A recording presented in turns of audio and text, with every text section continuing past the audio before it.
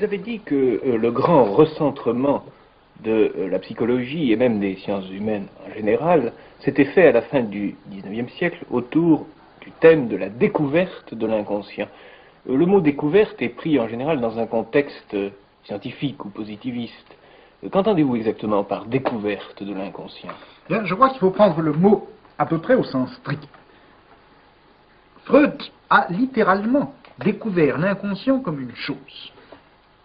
Il y a eu, pendant une vingtaine d'années, il y a eu une mode qui a régné, qui a été de dire que, malgré tout l'intérêt de la psychanalyse, on rencontrait chez Freud un perpétuel postulat chosiste. Enfin, depuis Politzer jusqu'à Merleau-Ponty compris, le chosisme, le positivisme de Freud a été critiqué comme une séquelle de la pensée du XIXe siècle, et on a essayé au contraire de réintroduire cette chose gênante qui était l'inconscient, de la réintroduire dans un réseau de signification plus subtile, plus fine, dans un réseau de signification tout court, de telle sorte que l'inconscient aurait pris statut dans une subjectivité peut-être transcendantale, ou peut-être empirique, ou peut-être historique, peu importe, mais l'inconscient aurait cessé d'être cette vilaine chose désagréable et caillouteuse que Freud a découvert en quelque sorte au-dessous du psychisme humain. Mais enfin, il ne faut pas oublier tout de même que Freud a effectivement découvert l'inconscient comme on découvre une chose, ou plutôt, si vous voulez, comme on découvre un texte.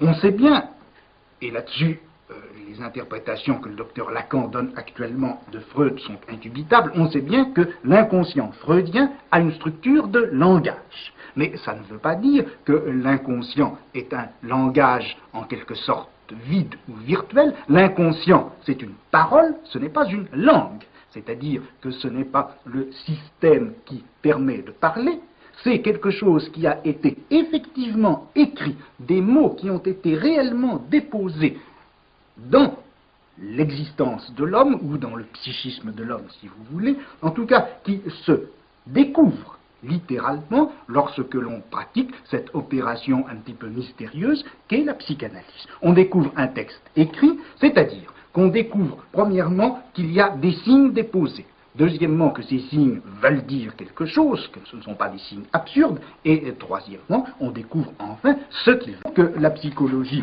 depuis la fin du XVIIIe siècle jusqu'à la fin du XIXe siècle, a essentiellement s'est donné explicitement pour projet de faire l'analyse de la conscience, analyse des idées sous la forme de l'idéologie, analyse de la pensée, analyse des sentiments, etc. Et c'est à la fin du XIXe siècle que, brusquement, pivotant autour de son objet, la psychologie ne s'est plus donnée comme science de la psyché consciente, mais science de quelque chose qui venait d'être découvert, science de l'inconscient. Or, à partir du moment où la psychologie se découvrait comme science de l'inconscient, elle ne faisait pas simplement, elle ne pratiquait pas simplement l'annexion d'un nouveau domaine, d'un domaine jusqu'à présent ignoré, elle faisait bien plus. Elle restructurait entièrement le domaine de toutes les sciences humaines.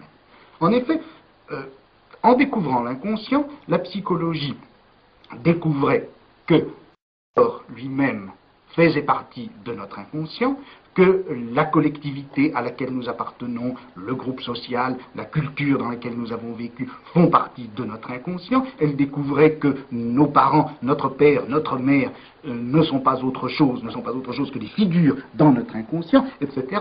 Si bien que toutes les sciences qui avoisinaient la psychologie, comme la physiologie, comme la sociologie, se sont trouvées remodelées et reprises en compte par la psychologie elle-même, par la médiation de cette découverte de l'inconscient.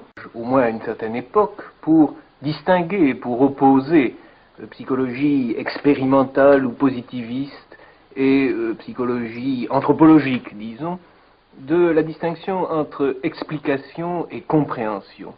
Est-ce que ça vous paraît avoir un sens? Je crois que ça en a un est très profond. Mais je ne suis pas sûr que la notion de compréhension, que le mot même de comprendre, soit absolument le mieux adapté. Il me semble, si vous voulez, que ce qui s'est passé, c'est en gros la chose suivante.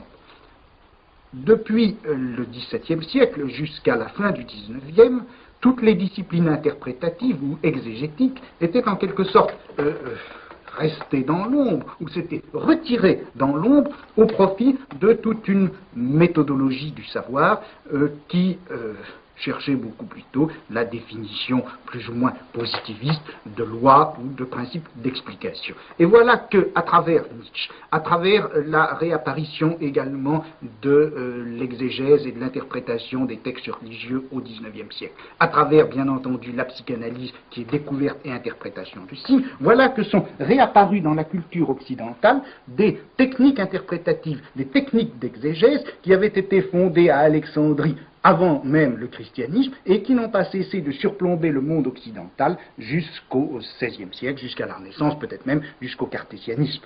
Et c'est la réapparition de ces techniques interprétatives que Dilthey a appelé du mot peut-être pas très ajusté de comprendre. J'aimerais mieux que l'on dise expliquer et interpréter, ça me paraîtrait beaucoup mieux caractériser ce mouvement de bascule par lequel la vieille exégèse alexandrine a réapparu chez nous à travers Freud et jusqu'aux psychanalystes contemporains.